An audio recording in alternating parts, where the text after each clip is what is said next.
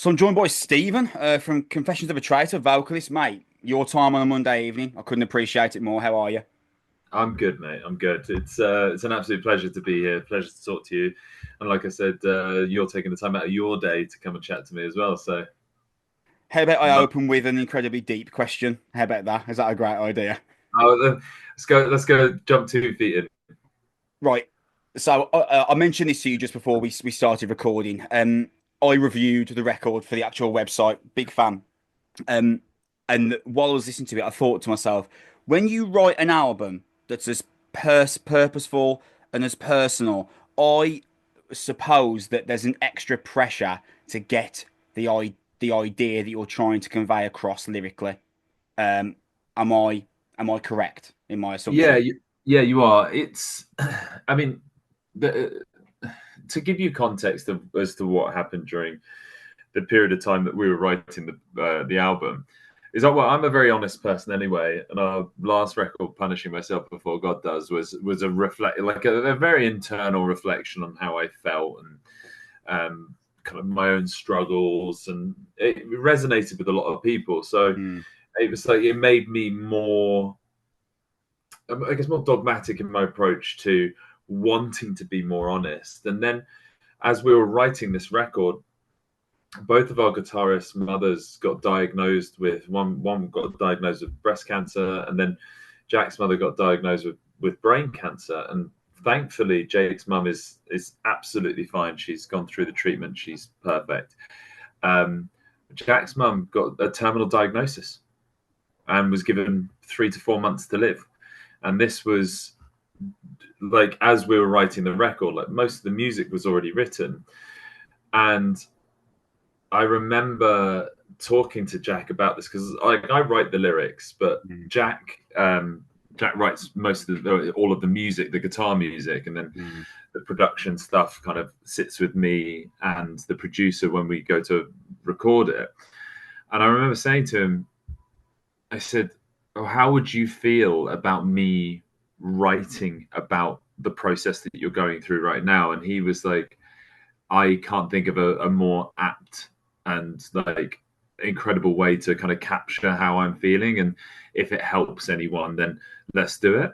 And I said to him, I said, "Well, can you write, like, just we'll share a document with each other. Yeah. You write down whatever you're thinking and whatever you're feeling. Like if it's like, had a good day, there aren't going to be too many of these left. And or this is the worst thing that's ever happened to me. It's utterly unbearable. Why is it happening to me?" And then this just started to come down. It was just raw emotions, just raw takes. And then what I started to do is structure the songs into the feelings that he was feeling. And initially it was just the raw comments, and then what I would do is I'd pull together a bit of a flow. um, so for me, it was about getting it right. Yeah. And I remember I what I do is I take it all, and then I'd create a bit of a story, and I'd create, and they kind of like lace in some of my own feelings about what was going on, what I saw in him, Hmm. and what I saw in my friend. That's still haunted is about my one of my best friends and his partner who died by suicide. Like, and I remember talking to him about it, and kind of walking through the process, and just describe to me how you were feeling, what was going on at the time. And I truly wanted to capture how these guys were feeling, because there are so many people that go through what's happened. The death is a natural part of life, and unfortunately we are having to deal with it. But sometimes it's like tremendously traumatic, and it's ripped from you in the most horrendous of circumstances. So to be able to capture it and kind of create like a song, something someone can return to, like live in that moment, but also know that there's something hopeful that will come away from it, Hmm. is what I wanted to do. And I remember writing certain sections in songs like Noble Bloom and Still Haunted, and being like, is this too much? Yeah. Like, is this too raw? and how are they going to feel? And I remember just going, right, let's just get it down, let's record it, and then I will approach them and say, look, this is what I've written. And it was always, yeah, like, because that's exactly how I'm feeling right now, and I want that to be like, I guess, etched in stone forever, so that if there is somebody who feels that way, knowing that they don't feel alone. So yeah, it's a tremendous task to take on board, but at the same time, it was something that I wanted to do, and I all I hope is that I've captured it for their sakes. Yeah. For the, you know, as long as they are happy and proud, that's all that I can ask. And by the sounds of it, it seems to be the way. Well, when you were speaking there, that's kind of led me to where I was naturally thinking this conversation was going to go because, Stage 4 by Touche Amore. I do. I'm not. Uh, I'm not hugely uh, like locked in with them, but I believe I've heard that song before. Yeah. so like that album, like it's hard to listen to. Because obviously it's about the vocalist, like his mom dying of cancer and had been terminal of stage 4. Uh, it's really difficult to listen to that album, but it's like Yeah. really beautiful and like it's really brilliantly written and it really means something. But it's the vocalist discussing his own experience, whereas you've got to accurately discuss the experience of someone else and do it Yeah. justice. Yeah. And that's I'll be honest, that sounds like an unhealthy position to put yourself in. Yeah.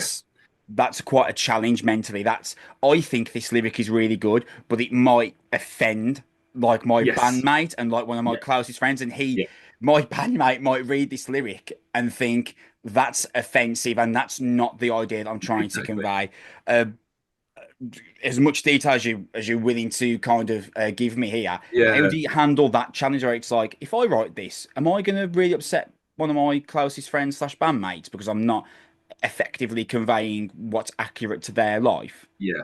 Yeah. And no, you're completely right. And I like, so when I'd written the lyrics for, I get, well, the 3 or 4 that really stand out. So Starve, which is the intro to the album, Yeah. is about the anger. It's Mm, about, why is this happening to me?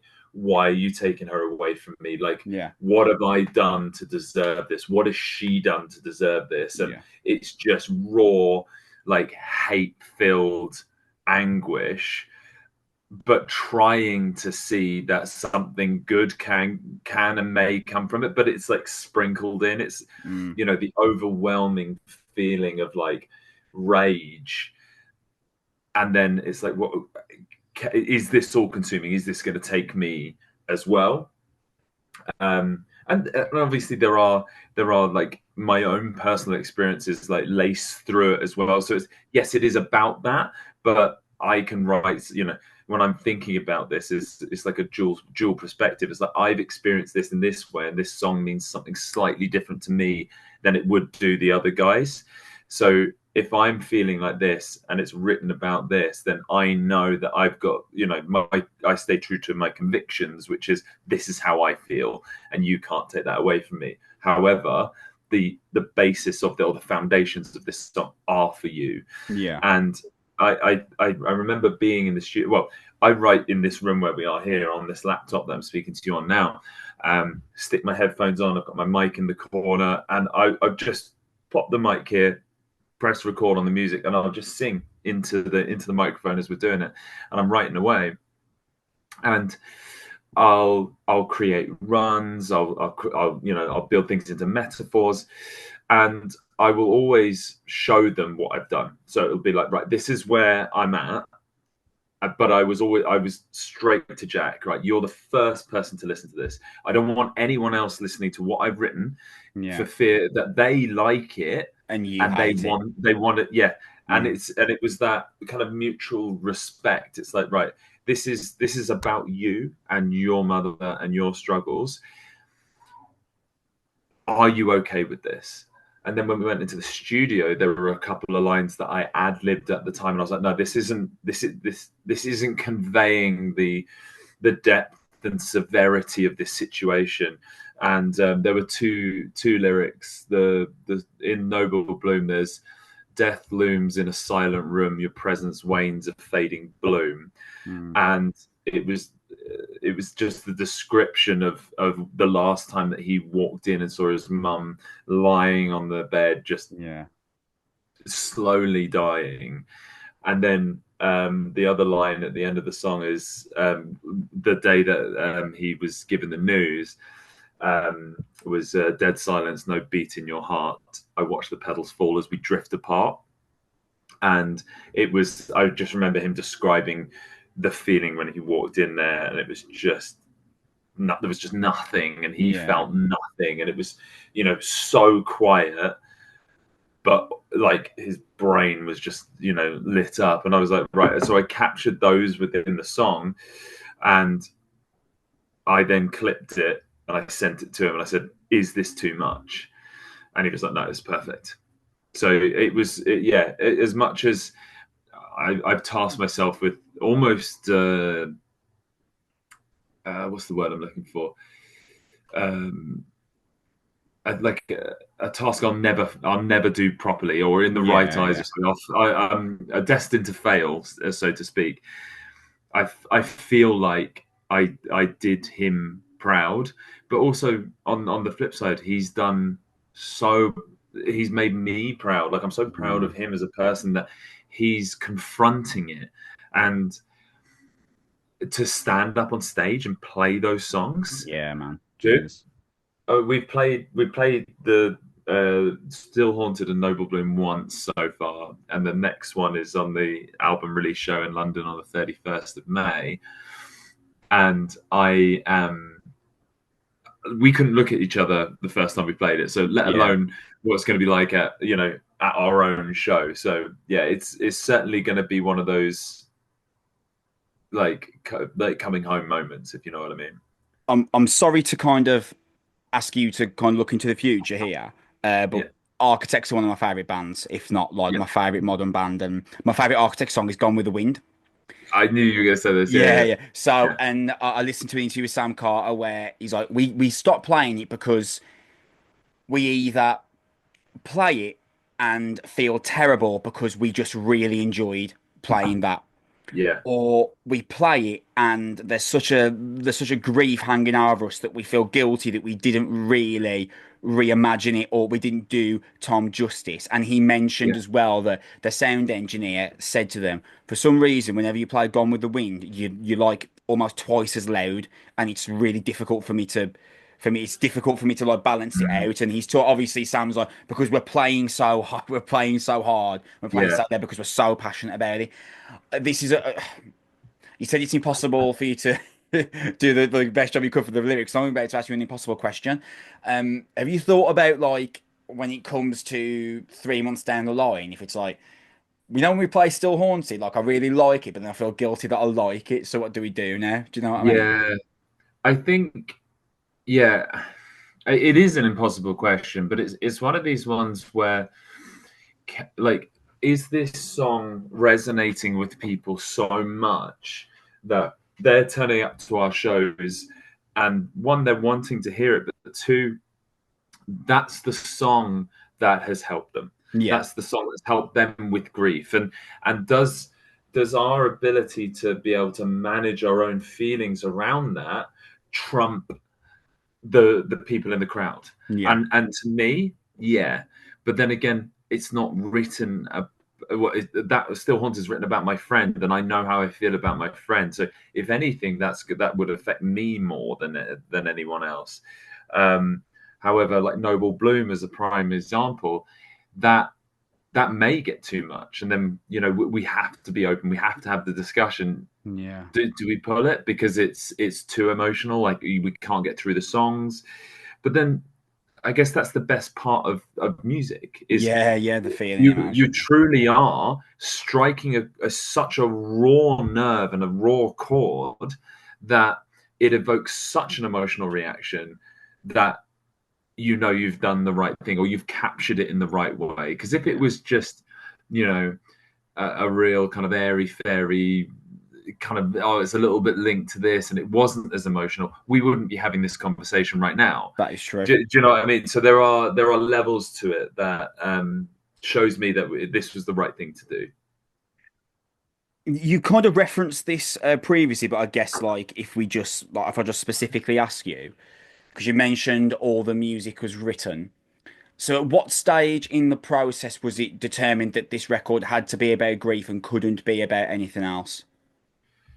I mean, there's a couple of songs in there that do reference other bits and Yeah, bobs, like, yeah, but at the same time, yeah. I mean, like because I write the lyrics, mm, as I started to go down this rabbit hole, I was like, I had other lyrics written for most of the songs until this thing started to happen. yeah, Until and it really kind of started with "Still Haunted" when I was writing about my friend, because this happened a couple of years ago. I was writing about my friend, and I was like, I want to capture this in the right way, and it went through several renditions, and then as we got the diagnoses for the cancers, it then I then started to kind of like write a little bit more about what was happening, and it was just general. It wasn't linked to anything. And then I started to have the conversations about, well, this is a more emotive song. How would you feel if I went down this rabbit hole? And then there were a couple of other ones where I just wrote and then presented them and said, look, this is what I'm thinking about.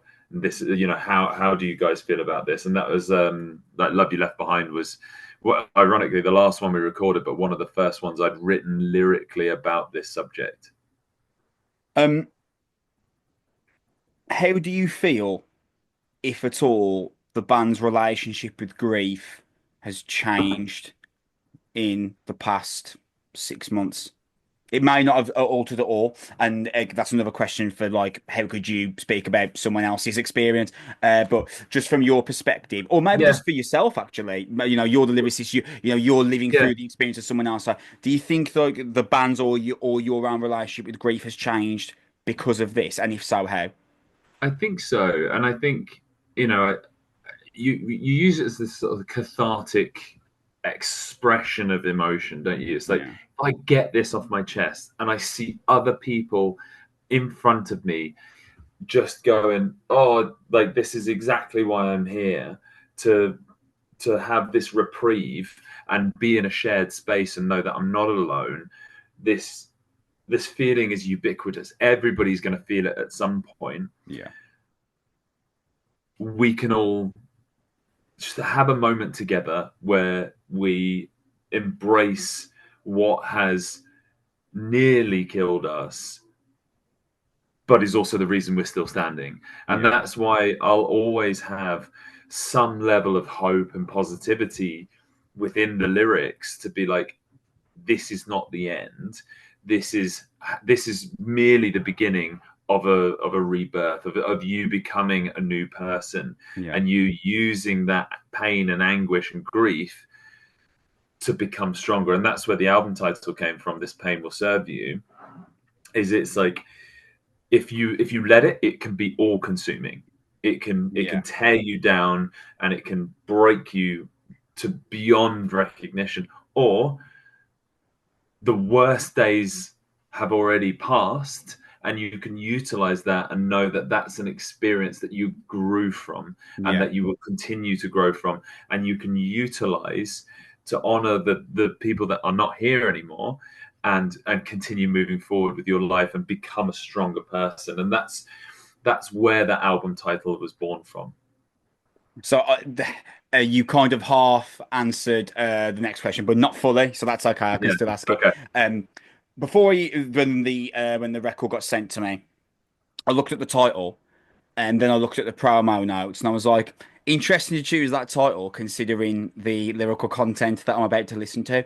Yeah. And I thought that kind of juxtapositional title, This Pain, will actually end up making you. Uh, Better person is the wrong phrase, but a kind of a more resilient person, Yes. Yeah. Yeah. or a more determined person, or a person, if I can get through this, then what can't I Yeah. handle? Yeah. Yeah. Um, and I guess that then matters for me to ask how long into the process was it decided that had to be the name? If we're going to call it this, then it has to be, we're going to name the record this as well, because there has to Yeah. be some kind of positivity that has come out of this heinous experience. Well, there's I've always had, like, I love heavy music. It's fundamentally really silly. Like Yeah, it's two yeah, yeah, tuned guitars. It's some sweaty bloke yeah, screaming at you. Like it's just nonsense. But yeah, yeah, it like at the same time, like but if you can create some meaning in that nonsense, like something that somebody can take away from. Don't get me wrong, I love ignorant music. I love that big caveman beat yeah, down head like pig squeals, barking. It's great, but I can take so much of it, and yeah, I'm like yeah. I need something that's gonna intellectually engage me as well. I mean, and Yeah. maybe that sounds really pretentious, but It doesn't sound it, pretentious at all. it's one of these things where like I resonate with the lyrics, and maybe that's because I'm a vocalist, and maybe that's because I write lyrics. But whenever I Yeah. hear a line, I think, "Wow, where did they come up with that? Like that's so intelligent. That's such an Mm. incredible flow."